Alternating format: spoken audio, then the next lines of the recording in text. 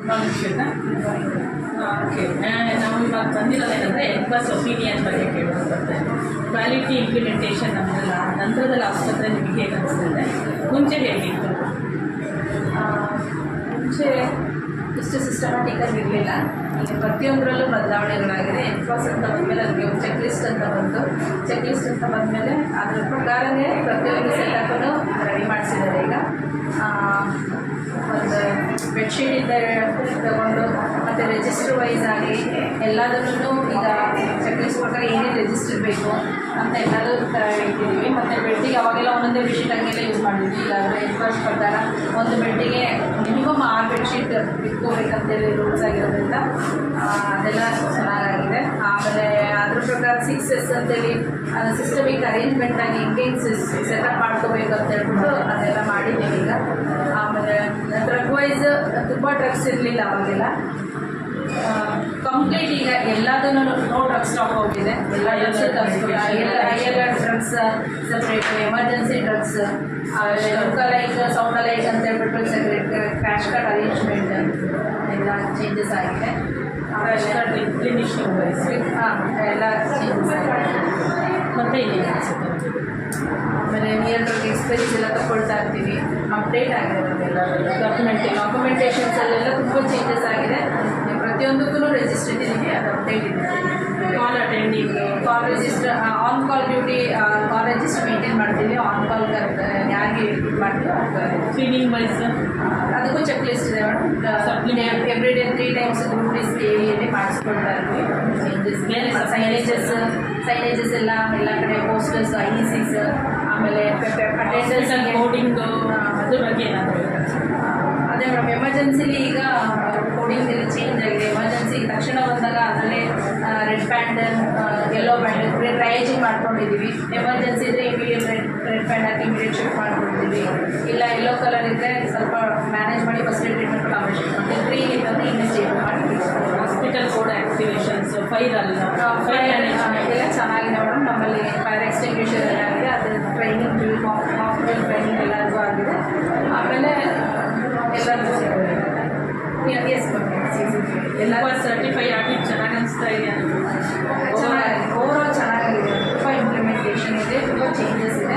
ನಮಗೂ ನಾಲೆಡ್ಜ್ ತುಂಬ ಏನಾಗಿದೆ. ವರ್ಕ್ ಮಾಡೋ ಪ್ಲೇಸ್, ನಿಮ್ಮ ವರ್ಕ್ ಪ್ಲೇಸಿಗೆ ಹೇಗೆ ಅನಿಸ್ತಾ ಇದೆ? Before and after? Before incomplete ಇತ್ತು ಎಲ್ಲ ವಿಚಾರದಲ್ಲೂ. ಈಗ ಅಪ್ಡೇಟೆಡ್ ಎಲ್ಲದಲ್ಲೂ ಅಫ್ಕೋರ್ಸ್ ತುಂಬ ಚೇಂಜಸ್ ಮಾಡಿ ನಮ್ಮಲ್ಲೂ ಸಹ ಡ್ಯೂಟೀಸಲ್ಲೂ ಓವರ್ ಗುಡ್ ಮಾರ್ನಿಂಗ್ ಕಾವ್ಯ. ಈಗ ನಮ್ಮ ಬಂದಿರೋಂಥ ಉದ್ದೇಶ ಅಂದರೆ ಎನ್ಫಾಸ್ ಫೀಡ್ಬ್ಯಾಕ್ ತೊಗೊಳ್ಳೋದು. ಬಿಫೋರ್ ಪ್ರೋಗ್ರಾಮ್ ಇಂಪ್ಲಿಮೆಂಟೇಷನ್ ಹೇಗಿತ್ತು, ಈಗ ಹೇಗಿದೆ, ನಿಮಗೆ ವರ್ಕಿಂಗ್ ಎನ್ವಿರಾನ್ಮೆಂಟ್ ಹೇಗಿದೆ, ನಾಲೆಡ್ಜ್ ವೈಸ್ ಹೇಗಿದೆ, ಇದರಲ್ಲಿ ಸ್ವಲ್ಪ ಹೇಳಿದ್ದಾರೆ. ಮ್ಯಾಮ್ ಅಂದರೆ ಸ್ಟಾರ್ಟಿಂಗಿಗೂ ಇವಾಗಲೂ ಭಾಳ ಚೇಂಜಸ್ ಇದೆ. ಮೊದಲೆಲ್ಲ ನಾವು ಕೊಡ್ತಿದ್ವಿ, ಬಟ್ ಇವಾಗೆಲ್ಲ ಆರ್ಡರ್ಸ್ ವೈಸೇ ಕೊಡ್ತಿದ್ದೀವಿ. ಅದರಲ್ಲಿ ಚೆಕ್ ಲಿಸ್ಟ್ ಏನು ಕೊಟ್ಟಿದ್ದಾರಲ್ಲ ಅದರ ಆರ್ಡರ್ಸೇ ಚೆಕ್ ಲಿಸ್ಟು, ಪ್ರೊಸೀಜರ್ಸು, ಗೈಡ್ಲೈನ್ಸ್ ಪ್ರಕಾರ ನೀವು ಮಾಡ್ತಾ ಇದ್ದೀರಿ. ಅವಾಗ ಮಾಡೋದಕ್ಕೆ ಇವಾಗ ಮಾಡೋದಕ್ಕೆ ಏನು ಡಿಫ್ರೆನ್ಸ್ ಇದೆ ನಿಮಗೆ? ಪ್ರೊಸೀಜರ್ ವೈಸ್ ಮಾಡೋದ್ರಿಂದ ಏನು ಅನಿಸುತ್ತೆ? ಗೈಡ್ಲೈನ್ಸ್ ಪ್ರಕಾರ ಮಾಡೋದ್ರಿಂದ ನಾವು ಸೇಫಾಗಿರ್ತೀವಿ.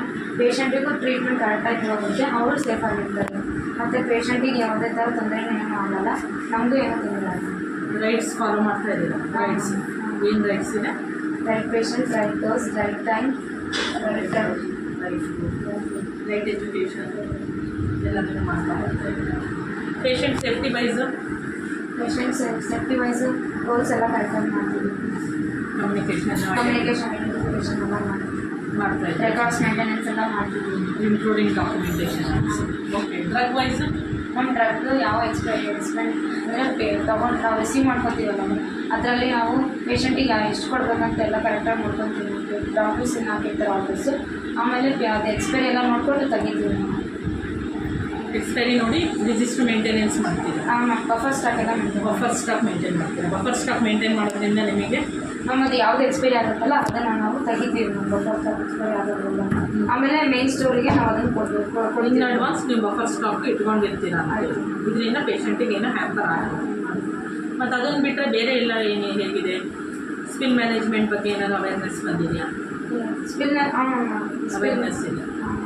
ಸೇಫ್ಟಿ ಒಳಗಡೆಗೆ ಫೈರ್ ಸೇಫ್ಟಿ ಫೈರ್ ಸೇಫ್ಟಿ ನಮಗೆ ಯಾವುದಾದ್ರೂ ಆಯಿತು ಅಂದರೆ ಸ್ಫೋಟ ಆಯಿತು ಅಂದರೆ ಅದು ಫುಲ್ ನಿಮಗೆ ಫೈರ್ ಎಕ್ಸ್ಟಿಂಗ್ವಿಷರ್ಸ್ ಸೌಲಭ್ಯಗಳಿದಾವೆ ಇದೆ, ಕರೆಕ್ಟಾಗಿ ಮ್ಯಾನೇಜ್ ಮಾಡ್ತಾ ಇದ್ದಾರೆ. ಕೋಡ್ ಬ್ಲೂ ಆ್ಯಕ್ಟಿವೇಶನ್ ಇದೆ. ಕೋಡ್ ಬ್ಲೂ ಅಂದರೆ ಕಾರ್ಡಿಯಾಕ್. ಓಕೆ, ಈ ಥರದಲ್ಲಿ ಹಾಸ್ಪಿಟ್ಲ್ ಕೋಡ್ಸ್ ಇದಾವೆ. ಓಕೆ, ಡ್ರಗ್ ರಿಲೇಟೆಡ್ ನಿಮಗೆ ಡ್ರಗ್ಗಳು ರೆಡಿ ಇರುತ್ತೆ. Local egg drugs, outer egg drugs ಎಲ್ಲದನ್ನು ನೀವು ಮ್ಯಾನೇಜ್ ಮಾಡ್ತಾ ಇದ್ದೀರಾ. ಬಫರ್ ಸ್ಟಾಕ್ ಮ್ಯಾನೇಜ್ ಮಾಡ್ತಾ ಇದ್ದೀರಾ. ಕೊಟ್ಟಿರೋ ಡ್ರಗ್ಗನ್ನು ಪೇಷಂಟ್ ರೈಟ್ಸ್ ಕರೆಕ್ಟಾಗಿ ಕೊಡ್ತಾ ಇದ್ದೀರಾ. ಡಾಕ್ಯುಮೆಂಟೇಷನ್ ಮಾಡ್ತಾ ಇದ್ದೀರಾ. ಏನು ಪ್ರಾಬ್ಲಮ್ ಆಗ್ತಾ ಇಲ್ಲ. ಆಕ್ಸಿಜನ್ ವ್ಯವಸ್ಥೆ ಎಲ್ಲ ಇದೆ, ನಮ್ಮ ಕಾನ್ಸಂಟ್ರೇಟ್ ಎಲ್ಲ ಇದ್ದಾವೆ, ಸಫಿಷಿಯೆಂಟ್ ಇದೆ. ಸಫಿಷಿಯೆಂಟ್ ಇದೆ. ಸಿಲಿಂಡರ್ ಇದೆ, ಸೆಂಟ್ರಲ್ ಆಕ್ಸಿಜನ್ ಇದೆ. ಓಪನ್ ಮಾಡಿದ ತಕ್ಷಣವೇ filled and empty cylinders labelling ಮಾಡ್ಕೊತಿದ್ದೀರಾ. ಎಲ್ಲದು ಏನು ಪ್ರಾಬ್ಲಮಲ್ಲಿ ನಡೀತಾ ಇಲ್ಲ.